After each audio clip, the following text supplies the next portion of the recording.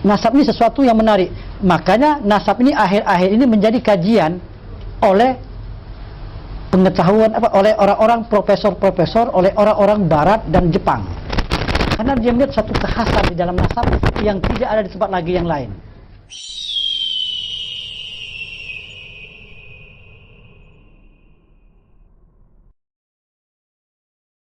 Nah, andai kata nasab ini bisa dilihat dari sisi ini, maka indah nasab ini. Nasab ini sesuatu yang menarik.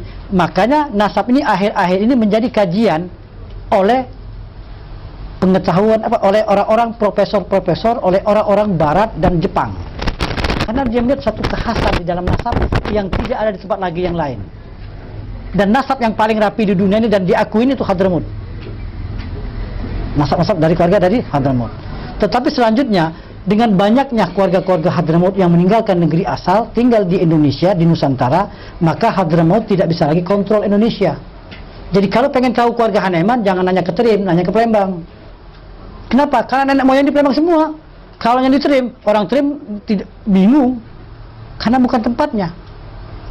Hadramut di atas kepala kita, tinggi luar biasa. Tetapi dengan sekian ratus tahun kita meninggalkan Hadramut, informasi ini sudah lolos di sana, sudah tidak ada lagi. Belum lagi kita berbicara pulau-pulau kecil. Kalau Palembang negeri besar, tapi kalau pulau-pulau kecil, nah yang ini yang perlu kita ketahuin. Lalu berikutnya, di dalam keluarga Alawiyin ini, masing-masing keluarga punya riwayat perjalanan satu keluarga yang berbeda-beda. Al-Atas banyak kitabnya saudara Habib Ahmad bin Muhammad ini, bin Ahmad bin Abdullah bin Muhsin, dari Bogor masuk Semarang. Dari Bogor masuk Semarang, tapi Al-Atas antum lain kan? Walaupun sama-sama Al-Atas. Beliau Al-Atas Al-Muhsin bin Husin, tapi ada Al-Atas lagi yang lain, furu lagi yang lain. Antara satu furu dengan furu yang lain akan memiliki riwayat perjalanan yang berbeda-beda dan tidak akan tertukar. Nah, para ahli nasab mencatat satu persatu secara detail. Yang ini yang tidak pernah kita ketahui selama ini. Kenapa? Karena kita tidak diberi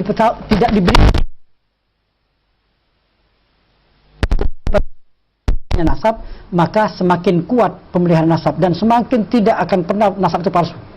Asal di antara kita ada kerjasama, di antara kita punya kepedulian.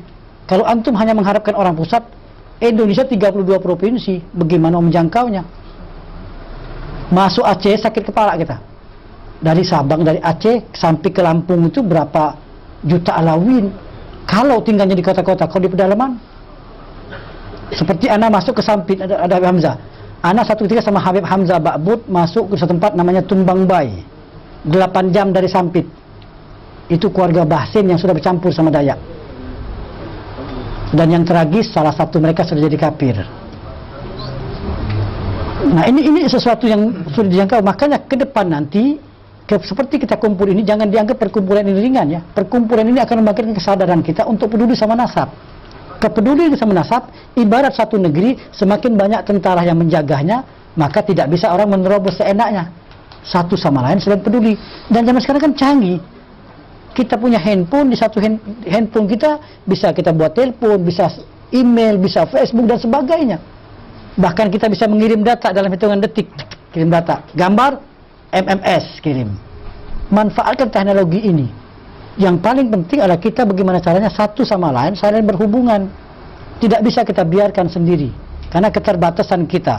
Tapi andai kata kita punya ghiroh yang sama, dan orang masuk ke nasab ini punya cara-cara yang mungkin mendahului kita, tapi tetap lemah.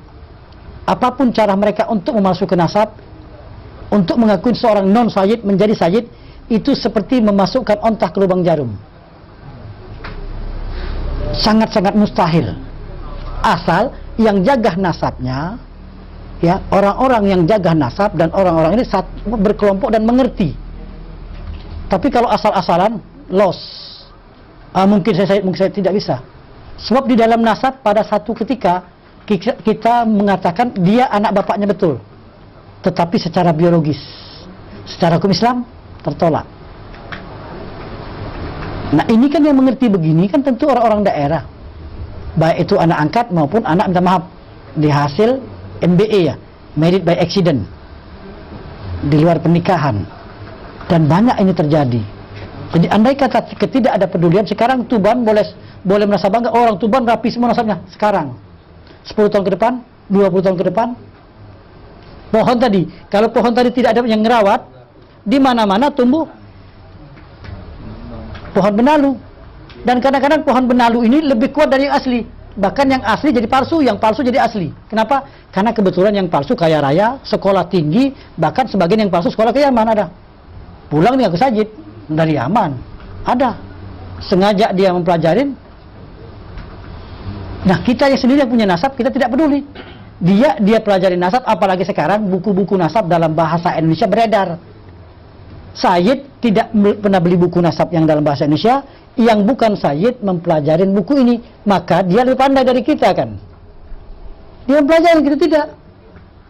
Makanya dulu-dulu buku-buku nasab ini tidak bisa diperjualbelikan dan tidak diterjemahkan. Satu ketika kejadian yang betul, Al-Faqir Alamin sedikit menyimpang. Ami Abdullah bin Ahmad bin Abdullah yang pengarang Fatat Garut ya, yang mengarang Hikmatul Asirah. Di masa hidupnya Ami Abdullah, anak kepada Habib Ahmad ini, mau menerjemahkan buku Hikmatul Asirah dan mau dibagi-bagikan kepada Alamin, diterjemahkan dalam bahasa Indonesia. Sewaktu mau nyetak, selama 3 hari berturut dia diimpikan oleh Habib Ahmad tidak boleh dicetak, dan buku itu tidak dicetak. Tetapi entah kenapa belakangan hari Anda lihat ada buku-buku yang bermiripan dengan ini. Memang dia tidak akan mengerti, tapi paling tidak mereka punya ilmu sedikit. Sementara Sayyid yang tidak pernah belajar buku nasab dan tidak pernah membaca buku nasab ini, kosong sama sekali, tentu orang-orang ahwal ini yang pelajarin akan lebih pandai daripada kita. Makanya pertemuan seperti ini perlulah diadakan. Kalau ini kan tanpa rencana dadakan. Insya Allah paling tidak dari sini kita mulai ada kepedulian. Jangan orang-orang di Jawa ini berleha-leha ya. Oh Jawa rapi, jangan. Kita berpikir seperti datuk kita berpikirnya sekian ratus tahun ke depan. Makanya mereka mengajarkan nasab dan mempunyai pola-pola pengisbatan di dalam nasab.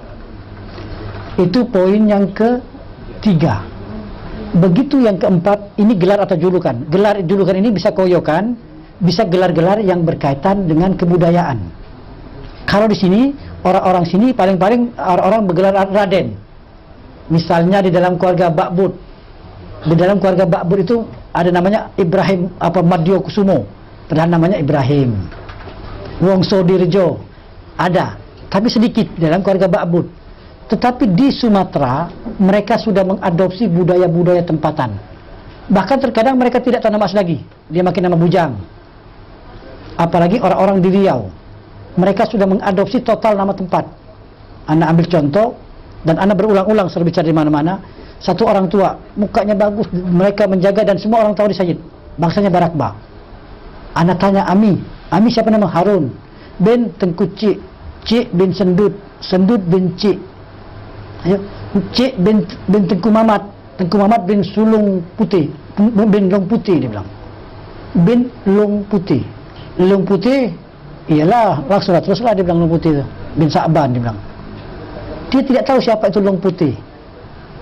Tahunya, nah di sini letak ilmu nasab berkaitan dengan ilmu kebudayaan. Nah paling tidak di dalam pengisbatan nasab kita harus mengerti, tidak bisa nasab ini berdiri satu ilmu saja, tapi ilmu-ilmu lagi yang lain. Atau satu keluarga lagi di dalam keluarga Banasan yang mereka ngaku Asgab, ngaku bin Syahab di Riau, orang tua umurnya 80 tahun, dan mereka ini ya, orang-orang di Sumatera ini yang sudah menjadi raja ini, mereka jauh dari budaya-budaya habaib. Mereka maulid tidak lagi, tahlil tidak lagi, ratib sudah tidak lagi, tapi mereka tahu diri mereka Sayyid. Mereka tahu, tapi budaya-budaya seperti sini, khol segala macam, mereka asing karena sudah mereka berasimilasi. Kita bilang mereka ini di sana bilang Sayyid Belacan. Sayyid Belacan ini terasi karena mereka begitu beradaptasinya dengan budaya tempatan sehingga sudah samar. Satu orang tua anak tanya, namanya Muhtar bin Tengku Anom. Tengku Anom bin Sukmadewa bin Sultan Ismail. Kalau kita tidak mengerti nasab, nama Sukmadewa. Siapa Ami saudara Sukmadewa? Sulung Negara, Pendawa Jaya, Dewa Nanta. Nah, di sini berarti nasab sudah memiliki tingkat kesulitan yang lebih tinggi. Maka kita Alawin harus mengerti dan melihat budaya. Sebab nama-nama yang kita di sini ini adalah nama-nama baku, tapi di negeri lain nama-nama ini sudah bercampur aduk dengan daerah-daerah. Bahkan di Riau itu ada satu Al-Jufri, dan keturunan nasab ini sulit untuk kita cari, namanya Kusuma Dilaga, padahal namanya Zen. Dan Habib Ali bin Ja'far menuliskan nasab ini dengan rapi. Ya, sebelum Ana menerangkan yang berikutnya, Ana mau tunjukkan tulisan-tulisan Habib Ali bin Ja'far yang kita harus paling tidak mengerti. Ini salah satu halaman, Ana ambil contoh keluarga Barakbah. Ini keluarga Barakbah. Ini tulisan Habib bin Ja'far nih. Oke, ini keluarga Barakbah. Ini kebetulan Sahibul Bait yang punya rumah ini Ami Muhammad. Nah, ini Muhammad nih. Ini Muhammad. Muhammad ini garis ini Muhammad, saya tarik garis ini bin Husin bin Zel. Ditulis, antum bisa baca tuh, daerah apa tuh? Bisa baca daerahnya? Ditulis Danawari ya? Iya. Ini Habib Arif, inilah Habib Arif, dan Habib Arif bin Ja'far waktu dia masuk ke Fagundan ini, ke daerah Danawari ini, beliau berbulan-bulan masuk negeri ini, bukan sebentar. Ya, ditulis satu persatu tuh. Cidahu, ya, Mojolenko, ya, Mojolengka. Inilah yang Anda bilang, ini karya Habib Arif bin Ja'far yang luar biasa. Ini Usman di Malang, dan disebutkan satu persatu saudara dia. Naik ke atas disebutkan lagi, ini ya, di atas dinaikkan disebutkan lagi Ali Pekalongan. Ali disebutkan sini Ja'far punya anak Muhammad Kutai. Kalau kita nggak belajar peta, tidak tahu di mana Kutai, dituliskan Kutai, kemudian disebut lagi di sini ini saudara-saudara Hashim, kemudian ini Ahmad Cirebon. Ini baru selembar lah, ada puluhan ribu lembar yang harus kita perlu kaji. Sehingga kemarin Al-Fagir kedatangan satu orang dari Singapura, kebetulan dia seorang apa? Mana Ali? Orang artis ya kemarin, Muhammad ya? Muhammad bin Alwi bin Hassan bin Syekh bin Ahmad bin Syekh. Dia seorang komedian tinggal di Colorado dan cukup terkenal. Dia mencari keluarga dia. Begitu dia melihat nasab ini, dia puning, luar biasa. Dia bilang, saya tidak menyangka kalau nasab ini seperti ini terjaga. Nah, selama ini kita kan tidak dikenalkan seperti ini. Kita hanya, oh ente atas, sudah atas. Ini buku nasab ente, sudah selesai buku nasab. Bagus, bagus memang. Tapi juga harus diisi, jangan hanya punya buku nasab tapi tidak ngerti. Begitu tanya orang, ente asgab mana? Nggak tahu ini buku ini baca nih. Anak atas mana? Tidak tahu ini bukunya nih. Nah, kalau dapat kita ambil kepedulian dengan belajarlah sedikit-sedikit. Dan nasab ini semua sayyid punya potensi untuk mengerti. Semua sayyid punya potensi untuk mengerti. Oke. Anak kembali lagi ke metodologi. Setelah gelar atau julukan, di dalam nasab juga untuk menentukan dan menjaga keaslian nasab ini, itu ada masalah hubungan perkawinan. Hubungan perkawinan jangan dianggap kecil ya. Biasanya kalau sayyid sama seripah kawin, si saripah ini akan lebih perhatian nasabnya. Bahkan terkadang andai kata non saripah, karena si sayyid ini kuat mengajarkan kepada istrinya akan pentingnya nasab, maka si istri ahwar ini akan mengerti nasab dan si istri akan menjaga. Anda ambil contoh waktu Anda dalam perjalanan ke daerah Patani, Thailand. Perbatasan antara Patani, Thailand, satu tempat namanya Bangol Arah, masuk wilayah Kelantan. Ketemu satu orang, namanya Ami Hashim. Duduk, Anda tanya Ami Hashim bin apa? Hashim bin Ali bin Muhammad bin Ahmad. Dari mana? Surabaya, dia bilang. Anda tanya lagi, Ami mana yang betul? Pasti. Ada istrinya. Istrinya bilang, sebentar, saya mau lihat surat tanah dulu. Masuk ke dalam kamar, istrinya bilang, bukan, yang betul Hashim bin Ali bin Ahmad bin Muhammad. Terbalik, Muhammad Muhammad. Yang mana betul? Ini Ami Hashim yang santai bicara, istri Anda yang betul. Umi, dari mana Umi tahu nasab ini? Dulu saya dekat sama mertua saya. Mertua saya bilang ini nasabnya. Dari mana Mi? Tidak tahu. Lalu anak tanya lagi, hubungan saudara-saudara abahnya. disebut satu orang. Dulu anak punya Ami ada kemari, Ami Muhdar, dia bilang. Begitu dia bicara Ami Muhdar, maka sesungguhnya mereka ini orang-orang Kendal. Dari Palembang mereka masuk ke Kendal sebagian. Dari Kendal ke Kelantan. Bisa bayangkan di mana Kendal, di mana Kelantan. Anda buka gambar ya, Anda buka gambar.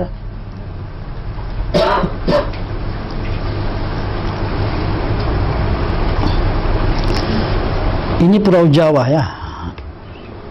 Ini Pulau Jawa di sini. Dari Kendal paling tak Jawa Tengah sini kan Kendal ini. Anda besarin dulu.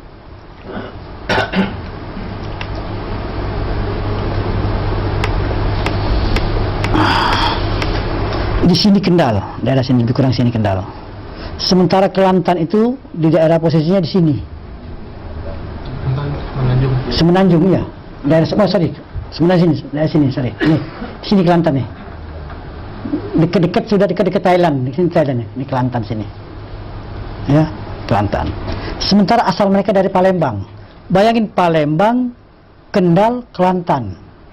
Jadi daripada pulau sini Palembang, dia nyebrang kemari, kemudian dia lari ke sini. Dalam 3 generasi, antara abah, anak, cucu. Antara njit, anak, cucu. Di tempat yang berbeda. Ayo, hubungan perkawinan karena istrinya bin Yahya, maka istrinya mengetahui nasab daripada si suami. Selamatlah nasab beliau. Walaupun dia menyebutkan dia tidak tahu dari asal dari mana. Kebetulan keluarga Palembang mencatat nasab ini, mencatat nama beliau. Setelah ketemu nasabnya, Ana mau kasih tahu. Sampai di Malaysia, meninggal 3 hari kemudian. Tapi anak-anaknya tahu dan nasabnya sudah ketemu. Ayo, andai kata kita tidak jalan, andai kata anak tidak ketemu sama ini orang, hilang. Oke, berikutnya anak pernah satu cerita ini kita harus, artinya di dalam nasab ini kita harus cepat mengambil kepedulian. Kalau tidak, hilang. Jadi banyak nasab yang hilang ini dikarenakan ketidakpedulian yang begitu lama. Di daerah Johor, Pahang, itu ada bangsa Al-Jufri yang kita tidak tahu dia Al-Jufri mana. Kita punya perkiraan tapi tidak punya bukti secara otentik. Hanya katanya. Satu ketika ada bolak-balik ke daerah Johor, nama tempatnya Teluk Ramunia. 3 jam dari Johor. Teluk Ramunia. Waktu itu anak ketemu satu orang tua, umurnya 101 tahun. 101 tahun, Ami Ali namanya. Begitu anak sana, anak tanya nasab. Ini marah Ami Ali, kenapa dia nasab, dia bilang. Dia marah. Anak dulu diajari sama anak punya guru, Ami Muhammad bin Alwi Al-Attas, kalau pergi satu negeri, bawa oleh-oleh. Anak bawa minyak gahru. Begitu dia marah, anak diam dulu, anak kasih oleh-oleh dulu. Setelah kasih oleh-oleh, oh sedap nih, harum nih, ya udah. Dia netral, anak tanya lagi. Iya, dulu Ami ini dibilang bukan Al-Jufri. Ami ini dapat nasab dulu dari Singapura. Keluarga Ami ada di Donggala. Habib, Donggala di mana Habib, dia bilang. Dia, Beb, Donggala di mana, dia bilang. Dia tidak tahu ini orang tua nih. Terus dia masuk kamar. Dia keluarkan kertas. Ketemu nasabnya. Ketemu sudah disimpan. Anak pulang ke Jakarta. 1 minggu Jakarta, meninggal. Tapi berkat anak ketemu ini, ratusan keluarga mereka selamat. Ya, ratusan keluarga mereka selamat. Artinya kembali lagi bahwa nasab ini sesungguhnya di zaman kita ini bisa lebih maksimum. Dan ana warning ya, ana wanti-wanti betul. Ini akan terjadi juga di negeri ini, baik di Tuban, di Mojosari, di Kudus, di Jepara. Karena tidak adanya yang mengerti nasab dan tidak ada orang yang punya kepedulian yang tinggi terhadap nasab, maka orang dengan mudah mengaku sayyid. Dan kita minta maaf, sebagian saya petualang, minta maaf ya. Begitu melihat ada orang yang palsu, didukung sama dia. Kenapa? Pulus, umumnya yang pulus, dikasih pulus, dideketin. Dan ketahuan orang-orang palsu ini dengan mudah ketahuan. Jadi kalau kita tidak peduli, kata orang Melayu bilang, siapa menabur angin, dia menuai badai. Tinggal kita mikir sekarang ini mau nggak peduli kita nasab. Ibarat kata orang, kita ini sudah disajikan makanan. Sudah siap semua. Datuk-datuk kita telah sudah meletakkan dasar-dasar ilmu nasab yang ada. Tapi kita tidak pernah untuk mengkaji. Tidak pernah untuk mengkaji ulang nasab-nasab kita. Jangan ya hanu dari pintu datuk kita ya. Dikasih orang makan, ini makanan enak atau tidak. Siapa yang buat? bagaimana resepnya. Sekian banyak pertanyaan, dia tidak makan itu. Padahal datuk-datuk kita sudah menyediakan nasab ini, sudah mengajarkan ilmu nasab, telah meninggalkan data-data yang begitu banyak, tetapi kita tidak pernah peduli, dan kita kadang-kadang ya lebih pintar. Kadang-kadang kita berani menyalahkan. Untuk menyalahkan seorang sekelas Habib Ali bin Ja'far tidak mudah. Tetapi ingat, beliau juga manusia, ada hilafnya. Ada hilafnya. Tapi kehilafan yang dia buat tidak menghancurkan karyanya maha besar. Karena dia seorang diri. Dia seorang diri. Dan ingat, Habib Ali bin Ja'far banyak sekali prestasi-prestasi yang luar biasa, yang sulit untuk tertandingin di zaman-zaman sekarang ini. Ini ada tunjukkan nasab Habib Ali bin Ja'far sendiri. Nih, dia sebutkan ini Habib Ali bin Ja'farnya nih. Ini saudara-saudaranya, disebutkan satu persatu, ditulis dengan rapi. Dituliskan ini di Pasuruan, Semarang. Kemarin anak ketemu keluarga Asegaf.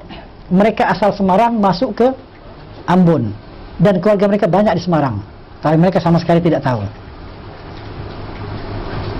Jadi nasab ini, kembali lagi, nasab ini meniadakan jarak. Nasab ini menjadikan sesuatu yang jauh sangat dekat. Jadi kita ini diberi satu alat, diberi satu peninggalan oleh kita punya datuk yang sangat-sangat luar biasa. Banyak hal lagi yang anak akan terangkan ya. Cuma kembali lagi, mungkin antum-antum yang di kesini enak, tapi yang jauh-jauh sudah mulai berpikir mau balik lagi. Ya, berpikir mau balik, kapan baliknya. Makanya kembali lagi, nasab ini kalau bisa acara seperti ini terprogram ya. Di Malaysia, Al-Faqih sudah 100 kali lebih ke Malaysia. Begitu datang, mereka buat acara di gedung auditorium dengan pesertanya, dengan cara yang ditata dengan apik begitu ya. Ditata dengan apik sehingga profesional. Sama, sebetulnya juga kita bisa melakukan ini. Maka paling tidak ini hari, sebelum Anda terangkan yang lain-lain, paling tidak ini hari bahwa satu ketika nanti kita harus buat program yang bagus. Kebetulan Al-Faqih ini jarang di rumah ya. Ini pun nanti insya Allah berapa hari ini akan keliling lagi ke daerah dekat-dekat Filipina. Jadi yang Anda pikir, yang Al-Faqih inginkan adalah ayo kita sama-sama. Apa sedikit yang Al-Faqih tahu ini kita bagi-bagi. Ibarat kata sekarang ini di dalam penjagaan nasab, kita ambil filsafat orang main bola kaki, bal-balan. Orang main bola kaki itu terdiri dari 11 pemain kan, tidak mungkin 10 kan. 11 pemain ada sistemnya kan, 4-4-2. Iya, ada sistem mereka masing-masing, ada metodologi mereka. Dan tidak semua back kiri, tidak semua back kanan, atau tidak semua di kiper. Kalau semua di pusat, ya bodoh-bodohan. Tak bisa di pusat. Harus turun ke lapangan. Harus duduk sama-sama. Dan untuk itu, andai kata pusat pun penuh keterbatasan, pusat harus menjalin hubungan yang mesra sama daerah-daerah. Untuk menjalin hubungan yang mesra, tentu orang-orang daerah ini harus diperdayakan. Harus diajarin dulu apa itu nasab. Tapi kalau minta hubungan tanpa orang yang berjenasab, ya nggak bisa. Dan data-data tidak mudah untuk ditransfer ya. Data-data kita ini tidak mudah untuk kita bagi-bagi orang.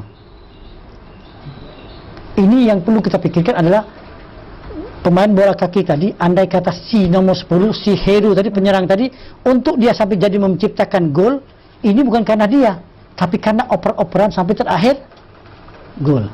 Di dalam nasab pun begitu. Kita semua keluarga harus bersatu padu. Harus bersatu padu dalam satu kesatuan dengan gol yang sama. Dan ingat, nasab ini adalah pengabdian ya. Nasab ini adalah, anak pribadi hanya hobi yang nggak ada kepentingan apa-apa, asik. Sehingga anak tadi Al-Faqih bilang seperti madu. Madu boleh dimanapun. Jadi siapapun yang perlu, andai kata Al-Faqih bisa, boleh. Dan Al-Faqih tidak mau terlibat terlalu jauh dengan hal-hal yang tidak bermanfaat. Karena kondisi nasab di lapangan saat ini sangat-sangat memprihatinkan. Sangat-sangat memprihatinkan. Anak ambil contoh lagi.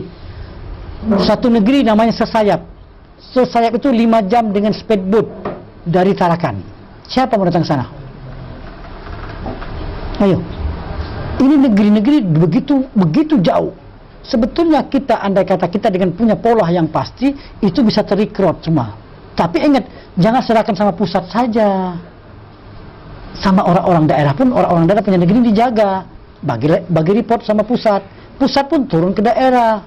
Jadi kan ada hubungan timbal balik. Tapi kalau masing-masing berasingan dengan kerjanya, akan terjadi friksi-friksi. Friksi-friksi ini, gesekan-gesekan ini makin lama makin, padahal sebetulnya satu kasus akan diketahui ini benar, betul di Sayyid, atau sebaliknya dikatakan ini bukan Sayyid, tetapi karena tidak ada komunikasi maka terjadi kesilapan-kesilapan yang sepatutnya tidak terjadi. Oke. Banyak hal lagi yang perlu Al-Faqih terangkan. Tetapi untuk supaya hidup atau supaya kita ada interaksi, Anda berhenti sebentar, silakan bertanya. Sebab bagian mau sholat dulu. Silakan sholat dulu, tapi yang mau tanya silakan bertanya. Yang mau istirahat silakan istirahat. Boleh sih. Antum punya nama sebutkan. Abdullah bin Yusuf, Abdurrahman bin Muhammad, Insya Mulahela. Oh, Mulahela. Dari mana Mulahela? Solo. Dari Walidi Pasuruan, Habib dari Ampenan. Ampenan, kelompok Ampenan, Mulahela Ampenan. Kalau mau tanya, untuk mensikapi orang-orang yang palsu ini tadi? Ya, kata orang Melayu lebih baik mencegah daripada mengobati. Ya, lebih baik mencegah. Kenapa terjadi palsu ini tadi? Karena kita Alawin tidak dibekali dengan ilmu nasab, sehingga mengatakan palsu ini terkadang-kadang dengan emosional. Kita dengan apa? Dengan otot. Padahal tidak. Ya, padahal tidak, dengan otak. Jadi langkah yang terbaik pertama mencerdaskan Alawin dari sisi ilmu nasab. Dicerdaskan Alawin. Ini loh nasab lo. Seperti anak ketemu sama Helmi. Begitu ketemu ini siapa ini anak? Ketemu di Kuala Lumpur. Anak lihat. Begitu nanya tercatat rapi nasab beliau dan dia sendiri tidak tahu dengan nasab dia. Ya, Bib ya. Tidak tahu. Anak tunjukkan nasab beliau ya supaya antum tahu ya, supaya antum puas. Dan ini maka tadi antum harus berterima kasih sama Habib Ali bin Ja'far. Di dalam nasab keluarga Alawin, keluarga beliau ini dipanggil Al-Alwi bin Segaf. Nah, ini penguasaan numpun, Al-Alwi bin Segaf. Zaman modern, anak hanya dengan satu jemari ini anda bisa buka semua file. Ini kita harus kombinasi ya. Jadi kita sama-sama bisa memanfaatkan ini dan ini adalah warisan buat generasi-generasi ke depan nanti. Karena tidak mungkin Al-Faqih bawa buku Quran. Iya. Anak ambil contoh Al-Alwi bin Segaf. Al-Alwi bin Segaf. Nih.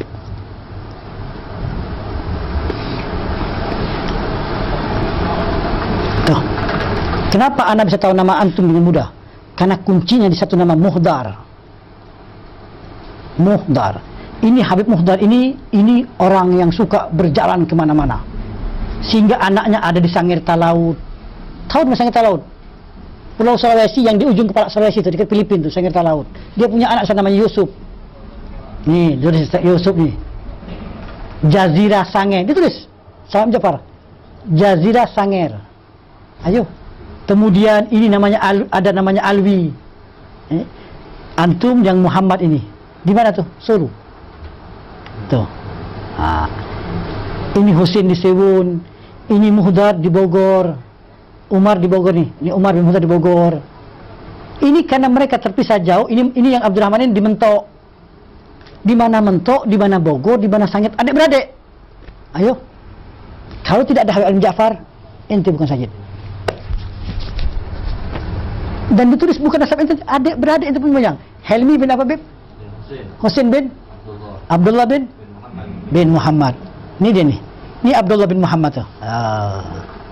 Jadi untuk memastikan bahwa Helmi ini Sayyid, siapa turun abahmu, siapa turun ejitmu, kemudian perkawinan dia, dan disaksikan oleh ada sekian banyak metodologi untuk memastikan oh Helmi ini Sayyid. Oh ini jalurnya Helmi ini. Nah ini bisa dipelajari Syed Helmi. Bukan tidak bisa dipelajari. Semua yang ini kalau anda mau cek satu persatu bisa dicek semua nasabnya. Saat ini pun bisa dicek. Cuma kita saat ini bukan dalam rangka untuk mengecek nasab kita. Cuma anda untuk menunjukkan bagaimana apinya seorang Habib Ali bin Ja'far di dalam menjaga nasab. Maka anda bilang tadi, kalau orang mengholkan satu orang individu, dia menyimpan ribuan nasab gutub-gutub disimpan. Ini dahsyat ini Habib. Nah insya Allah dengan keberkahan dia hari ini, insya Allah kita mendapatkan sesuatu yang lain daripada yang lain. Ya. Dan ini anda bilang tadi, estafet kepemimpinan, estafet nasab ini harus berpindah kepada yang muda. Anak sudah dekat 50, nunggu sudah. Kalau ibarat orang sudah naik, mau turun nih pelan-pelan. Iya, boleh. Ikut bahkan ke Sampian, Ifadol. Faisal. Ya akhir, fi amanillah. Di Surabaya, aneh masuk ke dalam. Ya akhir, fi amanillah Habib. Ya, ntar kita ke SMS-an. Sip, fi amanillah. Minta maaf ya. Beb, ada apa SMS Beb ya? Ya, terima kasih banyak. Jadi kebersamaan di dalam nasab, kepedulian Alawiyyin muda, dan satu, Anda lupa bicara tadi satu. Sebelum Anda bicara satu ini, ada satu cerita. Ya, sebentar Habib, Anda bicara, abis Anda bicara, saya keluar. Sebentar. Di dalam pergaulan Anda, di dalam Anda mempelajari nasab, Anda ketemu beberapa orang orientalis. Orang-orang yang mau menghancurkan Islam. Di dalam ini mereka berpikir, dia bilang, kenapa Alawi ini setiap bergerak dalam satu komando? Seperti mereka ini punya garis komando yang sama. Diselidiki sama mereka. Bahkan di tahun 1820-an itu ada satu orang Belanda, Van den Berg, mengarang koloni Hadramaut dan koloni Arab Nusantara. Dia ceritakan secara detail tentang kehidupan orang Hadramaut di Indonesia, di Palembang begini, di Pontianak begini. Dia sebutkan sebenarnya bangsa Al-Hamid, bedakan Al-Hamid ini sama Al-Hamid ini. Al-Junaid, bedakan Al-Junaid ini. Dia secara detail. Nah, mereka menyimpulkan pada akhirnya komando Alawi adanya di nasab. Adanya di nasab. Jadi untuk menghancurkan perjuangan Alawiyyin, untuk mengacau balaukan dakwahnya, kacaukan dulu nasabnya. Jadi kita jangan mau sekarang ini, Anda bilang, Anda cukup senang di mana-mana dasawarsa tahun 2000-an, itu anak-anak muda di setiap pelosok bangkit untuk menjaga nasab. Fadhal Habib. Ya, jadi ini saat-saat antum anak muda, estafet ini, pengetahuan nasab ini harus berpindah tangan. Iya. Ini kita bicara santai, yang ada halangan mau keluar nggak apa-apa, boleh-boleh saja. Ya. Nasab ibu dia Al-Balhi terjaga ditulis oleh Ja'far, keluarga Al-Balhi. Tapi kalau orang nggak belajar, puyeng. Jadi Habib Ali bin Ja'far bukan hanya menjaga nasab-nasab orang Hadramaut, non Hadramaut pun ditulis sama beliau. Dan Zaujah itu sendiri kan Al-Musawi Al-Kazimi Al-Baghdadi. Aisyah binti Abdullah bin Abdul Ma'bud bin Ahmad, kalau salah baru bin Hidir bin Jarjis, dan nasabnya rapi. Dahsyat kali Habib Ja'far, luar biasa dahsyat. Terus ini kita udah diwarisin kok nggak mau mengkajinya. Dan kembali lagi, ini menjadi pelajaran seluruh dunia, terutama kaum-kaum intelektual. Waktu mengadakan hall ini, Al-Fagir mencoba melihat keadaan mereka. Begitu kita buat situs, dalam sekejap yang paling banyak melihat Indonesia itu orang Amerika. Ada kepentingan apa dia melatih nasab? Sebelum An-Nasabah, berapa kali kita buat situs yang paling banyak pengunjung itu mereka cari ini kita orang. Artinya mereka menjadikan ini perhatian yang khusus akan diri kita. Kok kita yang punya diri tidak perhatian sama kita? Jadi contoh Anda tadi, andai kata masih Anda di sini, Anda berangkat lagi tanggal 15 berangkat ya. Andai kata Anda di Jakarta, cobalah anak-anak muda di sini kumpul. Anda perlu waktu 2 hari 2 malam. Kita duduk yang rapi. Anda perlu waktu 2 malam. Semua sekarang bisa berangkat dengan mudah, ada kapal, ada pesawat. Anda turun di Semarang, jemput. Kalau enggak, Anda naik oplet umum. Anda turun di Surabaya, turun. Kapan lagi? Kita ini berpacu dengan waktu. Anda harus keliling seluruh Indonesia, seluruh Malaysia. Dan Anda prihatin. Jadi tolong dikondisikan, bukan untuk Anda ya. Anda nggak punya kepentingan apa-apa. Kalau untuk Anda, wallah Anda harman di rumah, ngeluarin bini main sama anak. Ngapain bahlulan sebulan ninggalin harmati? Iya. Tapi ini kan, ini amanah yang harus dijalani sama-sama. Dan ini hak ente. Ente anak muda berhak untuk menuntut anak. Berhak ente. Ini ilmu ente. Jadi yang paling bagus Habib menghadapi yang palsu ini tadi, menghadapi palsu, pertama kita cerdaskan diri kita. Pertama kali, andai kata alam ini cerdas, yang palsu mikir mau ngaku-ngaku sajid, mikir panjang lebar. Tapi karena dia tahu kita tidak ngerti dan dia tahu nasabnya tidak begitu terjaga, dia berani ngaku. Ya, tapi kalau tidak, dan ini terjadi di berbagai negeri. Ya alhamdulillah, anak hampir masuk seluruh Indonesia ya, hampir seluruh masuk anak. Cuma yang belum sempat aja, Ampenan, Bali masuk sudah. Di Bali pun banyak yang palsu. Ngaku Al-Idrus, ngaku Al-Gadri. Iya Sayyid. Nah, Husain bin Muhammad bin Yahya bin Ali bin Yahya bin Husain al-Mahdi. Bagaimana menyikapi fenomena Basaiban sekarang? Ya, Anda pernah dengar dari Ustaz Taufik? Iya. Basaiban itu ada yang terputus dan tidak diakui. Iya. Iya. Kalau di Tuban ini banyak yang iya. Basaiban. Jadi begini, berbicara akan satu kisah yang seperti ini, kita memerlukan waktu yang khas. Akan nasab Basaiban, Habib Ali bin Ja'far sudah mengisbatnya, bukan tidak mengisbatnya. Kemudian ada buku-bukunya, tetapi juga ada yang palsu. Ada yang palsu. Bukan bermakna hubasaiban itu bukan saya semua. Ada yang nasab terjaga, ada yang tidak. Dan mereka menjaga perkawinan mereka satu dengan yang lain. Anak cukup Al-Faqih cukup mempelajarinya, tapi untuk membahas masalah ini secara detail perlu waktu yang tersendiri. Ya, perlu waktu tersendiri supaya pemahamannya tidak setengah-setengah. Mana lihat sini masuk. Masuk, bahasa masuk rapi. Dan Habib Ali bin Ja'far mengisbat nasab itu, dan ada isbatan itu. Dan ada pembahasan kenapa nasab mereka yang bisa terima, itu ada pembahasan. Pembahasan ini adalah pembahasan minta maaf yang tingkat tinggi lah, memerlukan waktu yang panjang. Dan untuk menerangkan ini, andai kata orang ini sudah terisi dengan dasar ilmu nasab, dia bisa terima. Tapi kalau tidak ngerti nasab, belajarnya sakit kepala. Iya. Jadi setiap orang aku bahasa hebat dengan mudah bisa tahu dengan palsu dengan tidak. Ada yang palsu, anak ketemu dengan palsu. Yang asli pun ada. Satu lagi, di dalam mengisbat nasab kita tidak bisa melihat penampilan fisiknya. Kalau kita melihat penampilan fisik, kacau. Baseban yang ada di daerah Tumbu, Magelang, Menes, daerah sana, itu yang terlihat wallah kama Jawi tulen. Mentese, nah ini di daerah Mentese. Kama Jawi tulen. Nah ini tidak bisa kita jadikan hujah. Kalau andai kata kita dengan wajah, maka Arab jadi sayyid. Bukannya bagus-bagus. Kita orang-orang yang sudah bercampur sama orang kebanyakan, muka-muka dan nus-nus, tertolak jadi sayyid. Jadi mengisbat nasab seorang bukan dengan penampilan fisikal, bukan karena kayahnya, bukan karena keilmuannya, atau bukan karena ketenaran. Oh dia terkenal, jarang kali dia sayyid. Bukan. Oh dia ni wali Allah. Al-Imam Al-Ghazali bukan sayyid, tapi terkenal. Ya. Siapa lagi? Imam Syafi'i, Hambali, Hanafi, tidak harus dia sayyid. Ini tidak mentang-mentang terkenal sedikit langsung menjadi sayyid. Nah, itu kembali lagi untuk mengisbat, mengiyakan atau tidak mengiyakan seorang sayyid ini dengan ilmu. Dan minta maaf kalau di dalam nasab, pengalaman orang di dalam nasab, kalau dia belajar nasab itu 5 tahun itu tingkat ini TK. 5 tahun duduk di nasab itu tingkat TK. 10 tahun sudah tingkat SD. 15 tahun oke udah. Dan 15 tahun itu daim. Terus tidak henti dia. Tapi kalau hanya hit and run, duduk keluar nggak bisa. Dan di dalam nasab harus totalitas. Kalau murid nasab Al-Faqih kebetulan typing engineer. Tapi sudah pensiun, tidak lagi. Basic Anda bukan orang agama. Anda melihat nasab, makanya kalau bicara nasab, Anda melihat nasab dari sisi ilmiah ya. Dari sisi ilmu pengetahuan. Ya. Jadi kita lihat bahwa ini sesuatu yang bisa diterangkan dan bisa diterima dengan kemampuan akal kita. Dan terjaga. Metodologi inilah yang perlu kita pelajari. Kalau hanya baru sebentar kemudian berani mengatakan iya atau tidak, ini berhubungan dengan darah manusia yang suci. Berani mengatakan bahwa dia bukan sayyid atau berani mengatakan dia sayyid, itu berat. Itu bukan perkara mudah.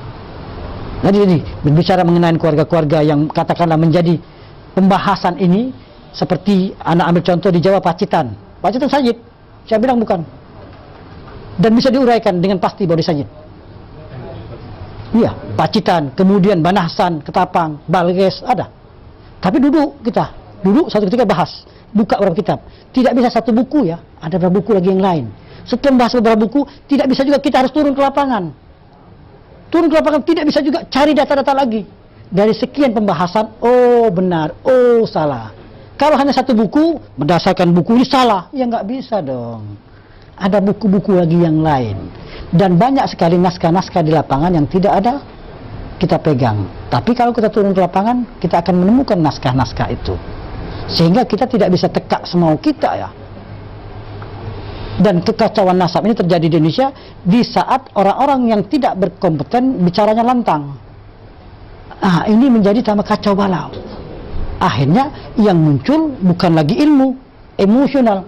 Kalau bicara emosional nggak bisa, ini ilmu. Selanjutnya mau terima tidak terima terpulang. Kita berlepas diri.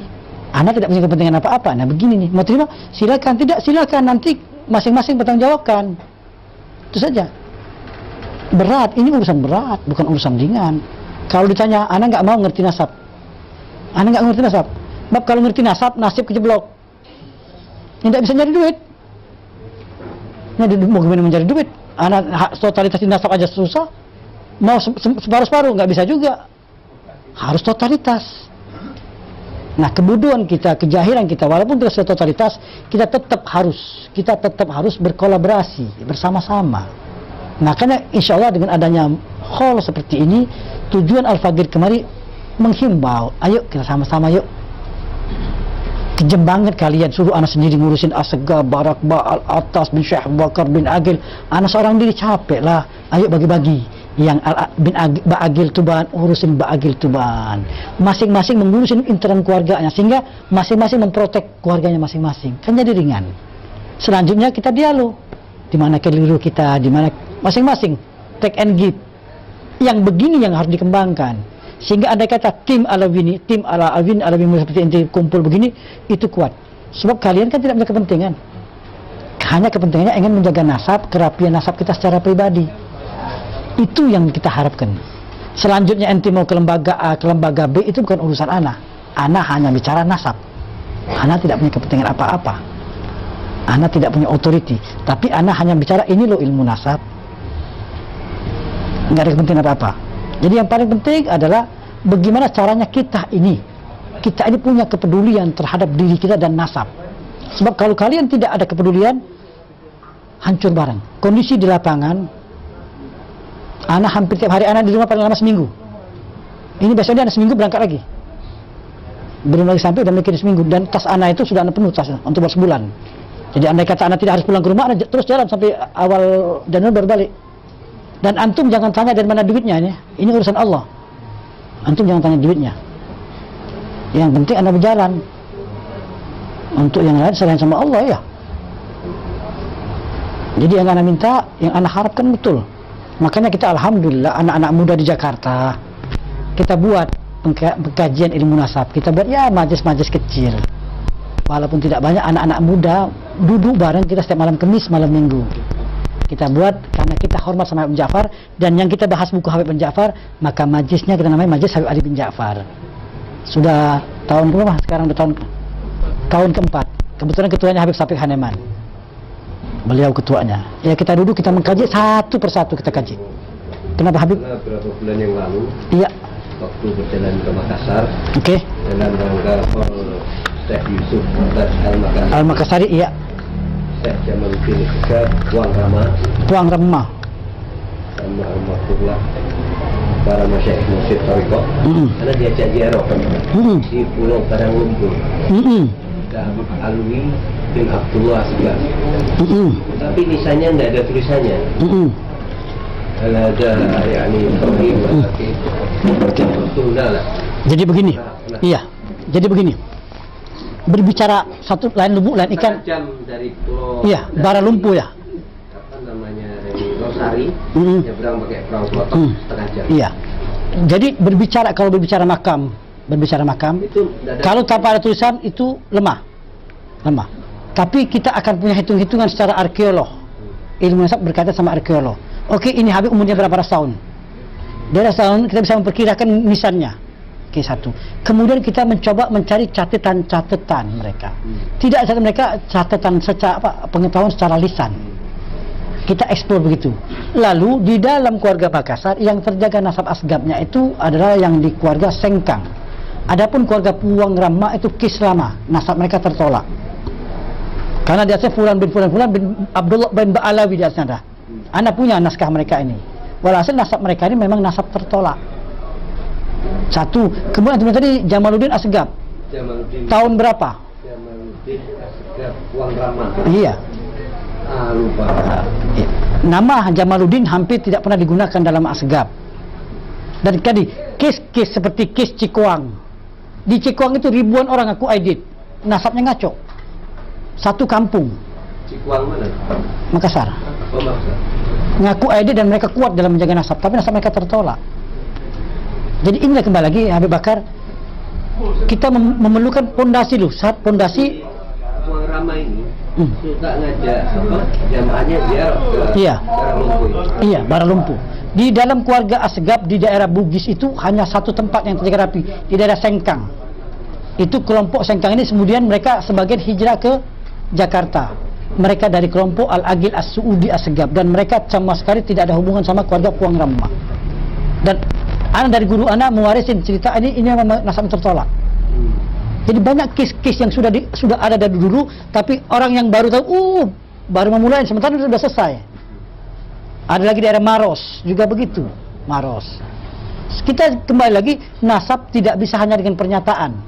Nasab ini bukan sejarah, tapi sejarah plus. Kan kebetulan hobi ziarah ya. Iya, bagus. Ziarah Iya. Diajaknya ke sana itu. Iya. Ini kan pengetahuan buat kita. Cuma kembali lagi kita tidak tergopo-gopo ya. Sebab kembali lagi nasab ini tidak hanya pengakuan langsung jadi. Begitu orang ngaku, mana data-datanya? Ambil data sekian banyak semua. Dan minta maaf. Iya, ana mengurusin satu bangsa, ana selama hampir 5 tahun. Satu orang di pedalaman Malaysia ngaku pertama kali ngaku Al-Jupri. Selesai ngaku Al-Jupri, sekian tahun lagi berubah lagi Al-Attas. Siapa namanya? Disebutkan fulan. Begitu disebut fulan, ana tahu bangsa apa ini. Dari mana asalnya? Dari kampung Arab Jambi. Oh, Al-Muhdar ini. Al-Muhdar, karena ada nama-nama kunci. Ini Al-Muhdar. Tapi analisa anak ini tidak harus anda percaya. Karena apa sebutnya? Namanya anak muda ini Farid bin Idrus bin Ali bin Montel bin Hasan. Siapa nama Montel tidak tahu, dia bilang. Dalam Habib Ja'far disebutkan Montel ini sebetulnya namanya Umar. Tapi itu analisa. Anak harus bolak-balik. Di bulan puasa tahun 2010, anak ke Jambi, ketemu salah satu cucu daripada Habib Montel ini. Anak tanya, Saripah siapa nama? Zainab binti Ahmad bin Umar bin Hasan. Oh, Umi punya saudara abah? Tak tahu lagi, dia bilang. Umi punya saudara abah 2 saja, dia bilang. Yang lain Umi tidak tahu. Sudah. Umi tahu siapa itu Montel. Itulah, jadi Umi itu Montel lah Umar tuh. Hanya untuk mendengar kalimat itu kita harus bolak-balik. Iya. Tapi tidak mudah Habib Bakar, bolak-balik, harus keluar tenaga, keluar uang. Siapa yang bagi uangnya? Allah yang bagi uangnya. Kalau ngarepkan diupah pada mereka, ya mereka aja miskin hidupnya. Di kuburan, nah untuk mengatakan betul Sayyid di kuburan, Sayyid bin Sayyid, Saripah binti Sayyid, cuma tambah bangsa. Jadi di Malaysia ini sebagian begitu. Sebagian mereka tidak meletakkan bangsa, Sayyid aja. Dan juga di sana ada satu keluarga yang satu kampung dan sudah 7 tahun lalu mereka menisbahkan Jamalulel. Anak Jamalulel tahun 2006 anak regu di sana 3 hari 3 malam mencari datanya dan anak simpan dan semua lengkap. Dan ternyata mereka tertolak dari Jamalulel. Nasab mereka nasab yang majhul, gelap. Kenapa? 7 tahun lalu mereka masuk ke Perak, daerah tempat-tempatnya Perak. Sementara Jamalulel baru lahir 7 tahun lalu. Jadi tidak mungkin Jamalulel yang paling tua masuk Indonesia berdasarkan catatan Habib Ja'far itu kampung Manggah 2, Keramat Manggah 2. Itu 300 tahun lalu Abu Bakar. Itu 3 tahun lalu. Ini 7 tahun lalu. Kenapa dia ke Jamalulel? Karena tetangga dia Perlis, Raja Jamalulel. Asal Palembang masuk ke sana. Jamalulel kan aslinya Palembang. Tidak semua. Tidak semua. Macam-macam. Jadi kan pengetahuan luas ini, pencarian ini kan harus mengikuti waktu dan kita harus jalan-jalan. Tapi yang paling utama lagi kan kembali lagi pemain bola kaki tidak semua penyerang kan. Masing-masing ada back. Jadi masing-masing tidak perlu harus jalan ke sana kemari. Sekarang ini orang-orang Tuban, ayo duduklah menjagalah nasab orang-orang Tuban. Yang Ba'agil jaga Ba'agil, yang Barakba jaga Barakba, yang Asgab jaga Asgab. Nanti kita bersatu padu. Kembali lagi selanjutnya dari hasil ini mau dikasihkan lembaga A, B, C itu bukan urusan Al-Fagir. Al-Fagir tidak campur. Cuma Al-Fagir mau menghimbau aja, ayo sama-sama kita jalan. Karena ini menyangkut kepentingan kita dan masa depan. Sebab kalau sekarang sudah kondisi kacau balau, bagaimana 20-30 tahun ke depan? Dan satu lagi, kelemahan Alawiyyin ini tidak pernah menanam, pengen panen. Pengen nasab rapi, tapi tidak bikin sistem kaderisasi. Mana ada kaderisasi? Harusnya dibuat sistem kaderisasi. Bila perlu dibayarin orang Tuban, ke Jakarta dibayarin sekian duit. Bila perlu. Supaya apa? Supaya di Tuban ini 5 tahun ke depan ada orang yang ahli nasab. Anak muda sekarang umur 5 tahun, dia ajari selama 5 tahun, umur dia 30, dia bisa dijadikan rujukan dan bisa diperintahkan untuk mencatat nasab sini. Ini tidak pernah diajarkan, kemudian tahu-tahu disuruh saja. Sama halnya disuruh bertempur, tidak diajarkan jurus-jurusnya. Disuruh berantem, main silat, tapi tidak diajarkan jurus-jurusnya. Akhirnya apa? Kena tinju dulu, udah benggak-benggak muka, baru nangkis, pelempam, gak bisa, harus diajarkan dulu. Inilah kelemahan kita. Nah, kita harus sama-sama sekarang ini. Kita belajar dari kita Habib Ja'far. Al-Faqih tidaklah pandai. Mungkin sedikit yang ada ini, yuk kita berbagi. Ana pikir sederhana, Ana minta. Dan bukan buat Ana ya, buat Alawin kebanyakan. Buat semua Alawin yang ada ini.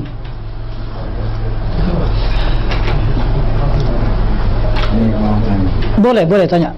Antum siapa nama? Alwi. Ustaz Alwi. Oh. Tahu. Udah mampir. Udah. Ana nunggu dia manggil Ana, nggak manggil datang sendiri. Ditunggu di panggilan beliau nih. Ini mau manggil. Ana ditunggu beliau manggil Ana. Sekarang dia ngomong mau manggil. Iya, nanti kapan? Bulan Januari atau kapan ya? Nah, ya, jadi seperti pertemuan siang ini kita anggap sebagai mukadimah. Iya, betul. Nah, tadi kita dengan beberapa ikhwan yang ada di Tuban ini kita musyawarah kepingin memang kapan antum ada waktu untuk kita ya buat model seminar beginilah. Iya. Insya wilayah Tuban, Bojonegoro, Lamongan jadi satu. Iya, oke. Jadi satu sentralkan dari Tuban. Mungkin Januari akhir ya. Januari akhir atau awal Februari. Nah, mungkin sebelum hari H berapa itu antum menyampaikan jadi kita bisa. Iya. Untuk kirim. Anak mau ke apa?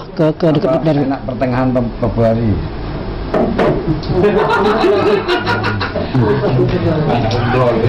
Bukan mau ngebaringin. Tapi Ana mengikut saja ya, Ana mengikut. Di set. Ya, makanya untuk menyesuaikan nanti itu Jalan. Iya. sesuaikan lah, nanti itu kan perkiraan. Iya, nanti kasih telepon Ana sama Ana, kita SMS-an lah. Iya, penting, Bib. Ya Allah. Penting banget. Ini Masya Allah luar biasa. Iya. Luar biasa. Dan ini semua Alawin punya hak, antum punya hak nuntut Ana untuk Ana mau tahu, nanti tuntut Ana. Kalau Ana sudah ngajarin, tanggung jawab Ana selesai. Selanjutnya terserah antum, Ana sudah mengetahui. Tapi sekarang antum punya hak. Ini sekarang ini kan kita ini kan masing-masing kan bercerai-berai, masing-masing. Tapi kalau kita sudah bersatu padu di sini enak. Dan kembali lagi, Ana tegaskan, Ana tidak punya kepentingan apa-apa. Ana hanya pengen nasab rapi. Itu saja. Dan bagus. Ya silakan sih. Kalau untuk pengadilan itu syarat minimal apa wilayahnya?